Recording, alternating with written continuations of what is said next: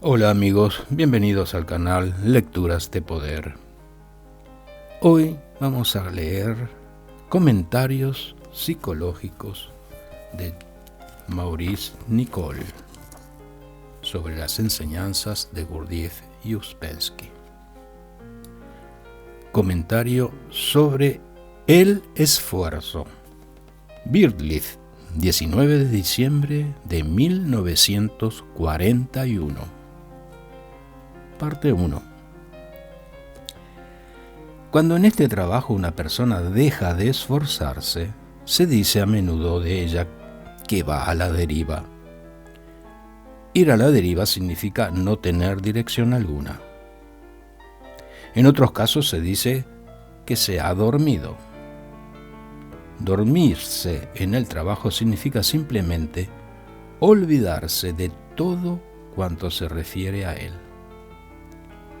Por ejemplo, una persona puede sumergirse a tal punto en la vida que se olvida de todo lo que se refiere al trabajo. Entonces ya no se deja ir meramente a la deriva, sino que está profundamente dormida. En esta charla voy a tratar de hablar sobre el esfuerzo. El trabajo depende del esfuerzo. Está basado en el esfuerzo, pero en un esfuerzo de cierta clase. Ante todo, por lo general, se diferencia el esfuerzo en dos clases: el mecánico y el consciente. En un sentido general, el esfuerzo mecánico es lo que tenemos que hacer, lo que la vida nos hace hacer. Todos los animales, toda la naturaleza, toda la vida orgánica, de la cual constituimos una pequeña parte, tiene que hacer esfuerzos mecánicos. Demos un ejemplo. Si llueve es preciso llevar un paraguas. Esto es exactamente lo que significa el esfuerzo mecánico. Y por tales esfuerzos nos adaptamos a la vida. El esfuerzo consciente significa un esfuerzo que no es necesario en la vida y que no es ocasionado por la vida. Es decir, la vida no es la causa de ese esfuerzo. La fuente de ese origen no está en la vida. Esto significa que alguna fuente diferente es necesaria a fin de hacer un esfuerzo consciente. ¿No se ha preguntado si en verdad cree que existen influencias que no pertenecen a la vida y que vienen de otra fuente? Permítame que les recuerde lo que dice esta enseñanza. Hay dos clases de influencias en la vida misma llamadas influencias A y B. Las influencias A son creadas dentro de la vida por las colisiones y roces, por los celos y odios, por las ambiciones, las guerras, los crímenes, el comercio, los intereses, las leyes, etc. Pero las influencias B existen en la vida y hablan otro lenguaje, porque se originan en una fuente exterior a la vida, en lo que se llaman las influencias C. Es decir, en la gente que ha sufrido una evolución individual. Las influencias C no provienen del círculo de la humanidad mecánica, sino del círculo de la humanidad consciente. Pero a las influencias C les es imposible llegar directamente a la vida. No serían comprendidas. Su lenguaje es diferente. Es un lenguaje que es preciso aprender lentamente. La vida las cambian influencias B. Pero lo importante es que este sistema se basa enteramente en la existencia de otras influencias distintas de la vida, llamadas influencias B y C, específicamente en las influencias C. Por eso tenemos que aprender un nuevo lenguaje. Es preciso comprender que si un hombre no tuviera un destino secreto interior, si un hombre no fuera una semilla, y muchas veces una semilla muy desdichada, no habría nada para él salvo la vida y sus intereses. Pero el destino interior del hombre no está en la vida. Esta semilla, que es el hombre, es capaz de realizar su propia evolución. Y solo cierta clase de luz y calor puede desarrollarlo. No la luz y el calor del sol que gobierna la vida externa y es la fuente de ella. Digo todo esto aquí porque a menos que los dos destinos del hombre sean formulados en su propia mente, es difícil comprender a qué se refiere el trabajo. El trabajo es lo que se llama el cuarto camino, que se distingue de los otros tres caminos. Está en la vida, y por eso una persona debe saber cómo estar en la vida y cómo usar la vida y obtener lo que quiere de la vida y al mismo tiempo estar en el trabajo. Esto es solo posible para cierta clase de gente, a saber, los, entre comillas, llamados buenos amos o dueños de casa, que son aquellos que cumplen su deber en la vida, pero no creen en la vida. Y es menester comprender que en este trabajo no se les exige que abandone la vida o cualquier otra cosa semejante. Por el contrario, el trabajo le hará darse cuenta que debe sacar todo el provecho posible de la vida y hacer de ella una experiencia.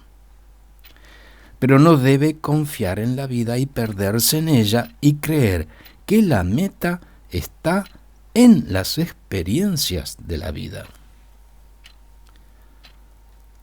Los esfuerzos conscientes son los esfuerzos que despiertan del sueño que la vida induce en la humanidad. Como es sabido, no está en el interés de la naturaleza que el hombre despierte, porque entonces deja de servir a la naturaleza. Tales esfuerzos serían imposibles si el hombre fuera un mero producto de la naturaleza, cuya sola función es adaptarse a la vida. Lo digo ahora porque si no ven por sí mismos y no están seguros de que en la vida hay dos especies muy diferentes de influencias, dos clases de cosas, dos clases de literatura, dos clases de figuras históricas, entonces les será imposible hacer esfuerzos conscientes más allá de un grado muy limitado. Esto se debe a que al hacer un esfuerzo del trabajo personal, el centro emocional debe abrirse y tomar la parte que le corresponde. Y si está vuelto hacia la vida y a las ambiciones personales, etc., no puede cumplir correctamente su función. Al hacer un esfuerzo, es necesario considerar de qué parte de uno mismo el esfuerzo surge. Una persona puede hacer un esfuerzo contra una emoción negativa en público, por ejemplo, por el temor de aparecer como una tonta ante otras personas o de perder su trabajo, etc. Y esto es un esfuerzo mecánico. Y tan pronto como llegue a su casa expresará sus emociones negativas. El esfuerzo consciente es por completo diferente y surge de una parte diferente. cuando un hombre siente la existencia de las influencias A y las influencias B y comprende que las influencias C deben existir fuera de la vida, para dar cuenta de la presencia de las influencias B dentro de la vida, comienza a sentir la existencia de algo superior a él. Esto empieza a despertar el centro emocional y a hacer posible el esfuerzo consciente. De otro modo, el hombre solo sentirá emociones de sí y permanecerá en la estrecha esfera de sí mismo. El esfuerzo consciente más importante es el de recordarse a sí mismo. Esto es siempre difícil porque todos nos hemos olvidado de nosotros mismos desde hace mucho tiempo. Pero es completamente imposible si un hombre no tiene el sentido de las influencias superiores y no puede ver las diferencias entre las influencias A y B en la vida. El recuerdo de sí debe tener un factor emocional, no de sí, no de la personalidad, sino de algo más profundo, o si lo prefiere, superior al sí ordinario de uno. El factor de voluntad entra en el recuerdo de sí. No voluntad de sí, sino voluntad consciente. En el trabajo hay dos lados donde puede hacerse el esfuerzo. Y estos son los únicos dos lados sobre los cuales es posible la evolución del hombre. El primero es el lado del conocimiento.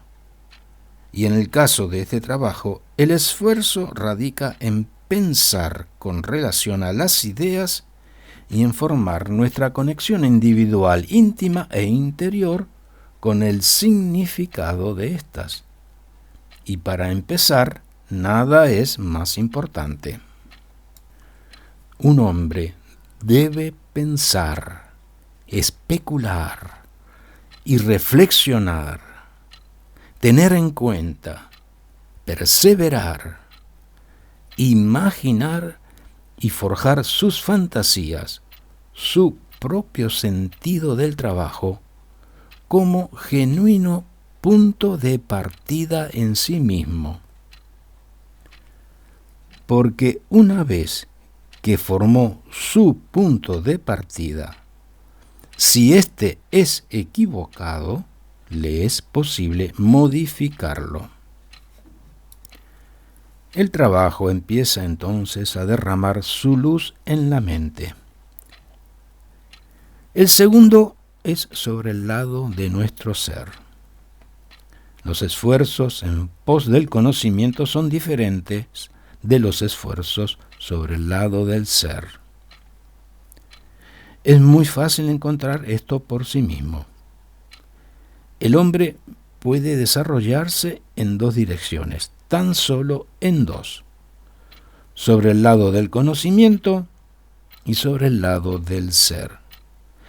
Pero estos deben ir a la par. La resultante es la comprensión. Como se dijo anteriormente, este trabajo debe basarse en la comprensión.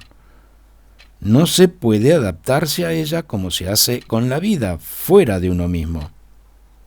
La comprensión es la fuerza más poderosa que se puede crear en nosotros mismos. A la larga no se puede buscar nada mejor que la comprensión. Y el hombre es definido en el trabajo por su comprensión. Un hombre es su comprensión. Hoy solo quiero hablar sobre el esfuerzo sobre el lado del ser. Los esfuerzos dirigidos hacia el ser son diferentes de los dirigidos hacia el pensamiento respecto del conocimiento de este sistema. Los dos aspectos del desarrollo del hombre deben unirse para formar la comprensión. Este trabajo nos imparte más conocimiento de lo que es capaz de asimilar nuestro ser, pero es muy difícil unir este conocimiento con el ser. Toda la tarea, empero, finca en hacerlo. Y la primera necesidad es valorar el conocimiento, es decir, gustar de él, desearlo, sentir el deseo de él. El conocimiento solo puede unirse con él a través de alguna emoción, a través de algún deseo, a través de la voluntad. Se debe desear lo que se conoce. De otro modo, el conocimiento no puede unirse con el ser. No se puede trabajar sobre el ser dejando a un lado el conocimiento de este sistema, y no se puede tener un conocimiento práctico de este sistema a menos de aplicarlo al ser. Y no puede ser aplicado al ser, es decir, no puede entrar en la propia voluntad y así actuar sobre uno mismo si no se lo quiere, si no se lo desea. El estado ordinario de un hombre es el de no querer lo que conoce. Actuamos desde nuestro estado de ser, no desde nuestro conocimiento. Es nuestra voluntad la que obra, y nuestra voluntad surge de nuestro nivel de ser. Por eso un hombre, pese a saber que obra mal, sigue obrando mal, y mientras esté en ese estado, no tiene unidad en él, y así carece de comprensión, porque en él hay dos lados separados. Porque para saber obrar sobre el ser, es preciso el deseo, o el deleite, o el placer en las ideas del trabajo, porque nada puede pasar del lado del conocimiento al lado del ser sin deseo o placer o querer, es decir, sin voluntad. Entonces un hombre deseará vivir con lo que sabe, vivir su conocimiento y su voluntad y su conocimiento empezarán a soldarse. Es aquí donde entra la completa valoración del trabajo y su trasfondo interior. En el trabajo todo se inicia con la valoración. Y esto significa desear algo, porque si no se da valor a una cosa, no se la desea. Esto introduce la voluntad, y es a través de la voluntad, a través del querer, cómo se empieza a aplicar el conocimiento al ser. Si se lo aplica, entonces el conocimiento empezará a tornarse en comprensión mediante una unión entre la voluntad del ser y el conocimiento en la mente. Como es sabido, la comprensión está definida claramente en este sistema. La comprensión es el medio aritmético entre el conocimiento y el ser. Así comprenderá que conocer estas ideas no es suficiente. Es muy fácil descubrir cuando una persona solo tiene conocimiento pero no comprensión en este trabajo. Si comprende algo, podrá hablar acerca de ello de diferentes maneras. Si es mero conocimiento, se referirá a ello de memoria. Ahora hablaremos de los esfuerzos sobre el ser. Toda persona debe hacer un esfuerzo consciente sobre su ser cada día, y en especial en este momento en que todos van a dormir. Si desea que la vida sea su maestra, entonces, como se dijo en un comentario anterior, es preciso practicar la no identificación con lo que la vida nos aporta, sea ello desagradable o agradable, por un momento cada día. La vida exige un esfuerzo mecánico, pero si se practica la no identificación, se convierte en un esfuerzo consciente. Hágalo solo un momento, digamos una hora. Manténgase consciente y obsérvese cuidadosamente. Por ejemplo, propóngase no hacer objeción alguna durante una hora. Esto le ayudará a comprender lo que significa la no identificación. Luego puede relajar el trabajo y, si gusta, hacer lo que le da la gana. Pero que trabaje o no, debe saber lo que está haciendo. No se quede en medio de los centros. No se deje ir a la deriva por falta de dirección mental y en ese momento no se duerma. Relajarse no es necesariamente dormirse. Ahora bien, en lo que respecta al trabajo sobre las cosas especiales en sí mismo y a hacer el esfuerzo en lo tocante a ellas, es decir, sobre el lado de su ser, sobre la clase de persona que es usted y la manera en que reacciona, primero tome sus emociones negativas cotidianas. Ante todo, comprenda que es negativo y reconózcalo. Esto ayuda por sí mismo. Luego, como lo sabe, se necesita otra persona para que usted sea negativo. De modo que hágase usted las siguientes preguntas. Primero, ¿creo que alguien me trata mal? Segundo, ¿tengo celos de alguien? Tercero, ¿es una antipatía mecánica?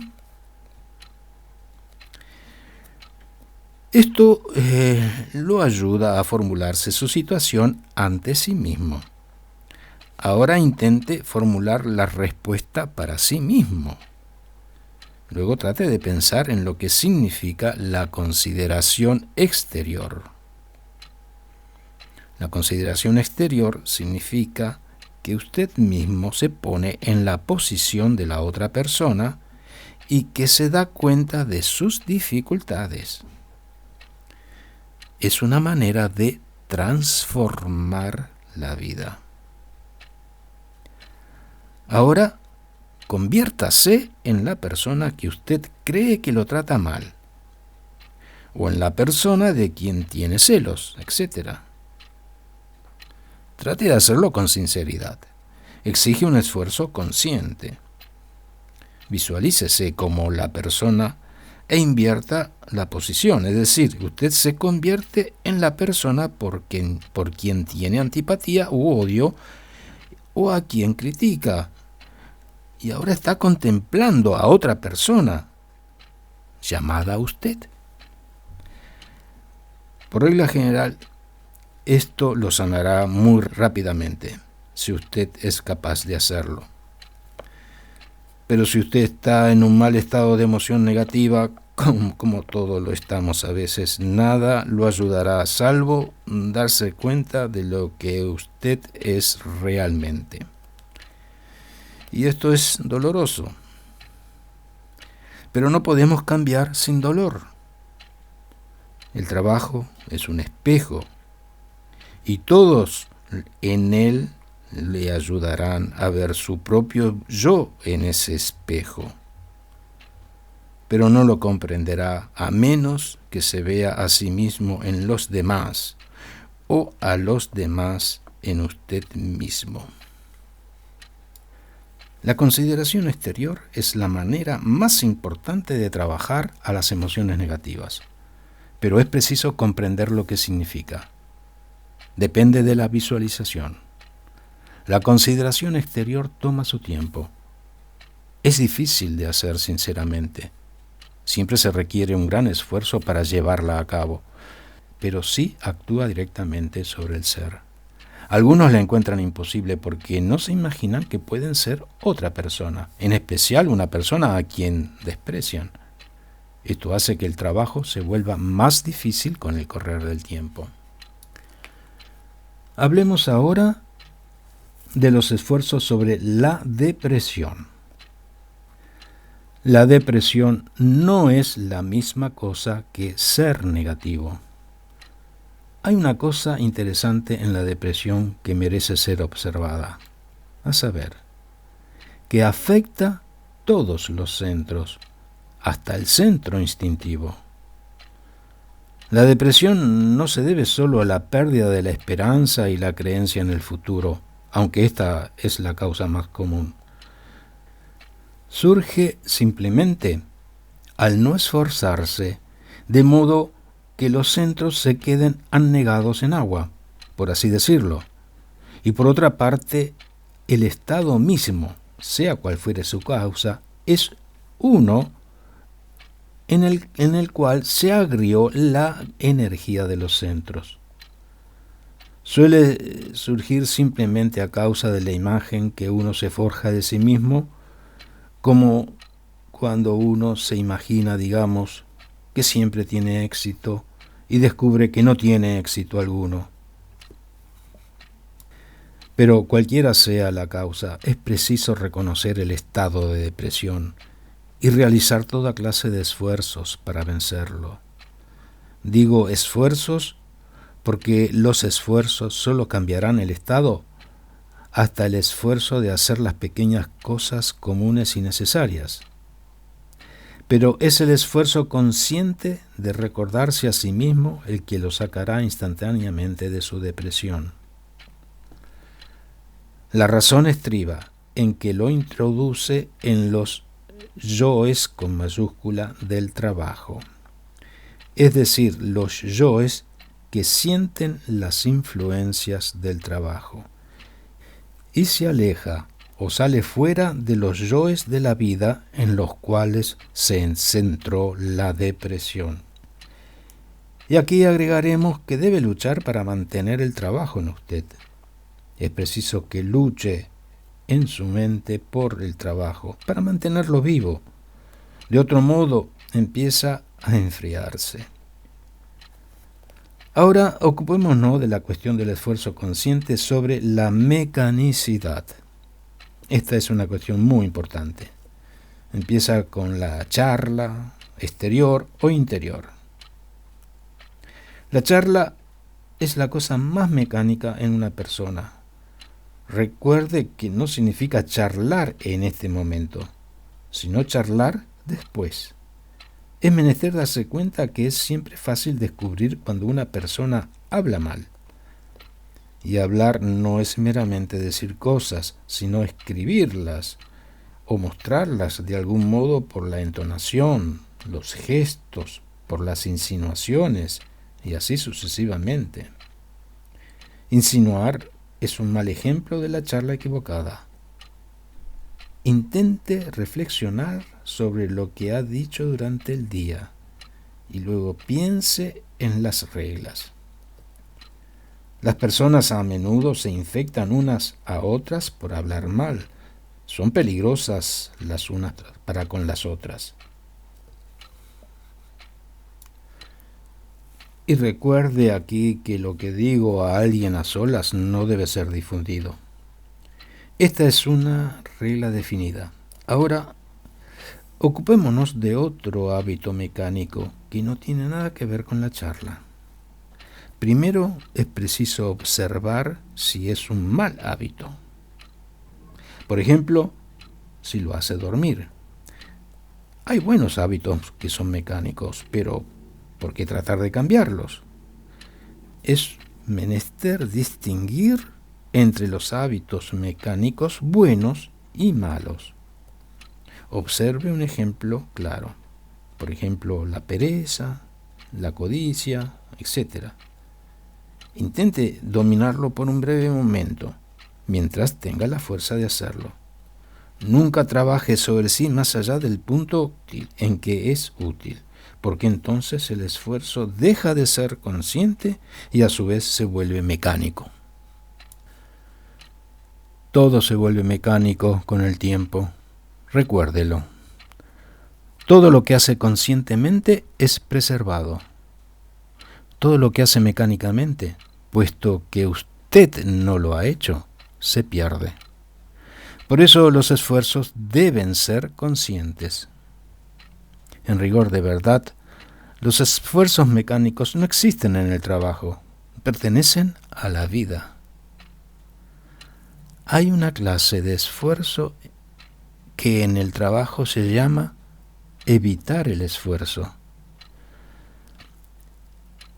Esto significa que la gente hace toda clase de esfuerzos inútiles e innecesarios y evita hacer el esfuerzo que le es exigido.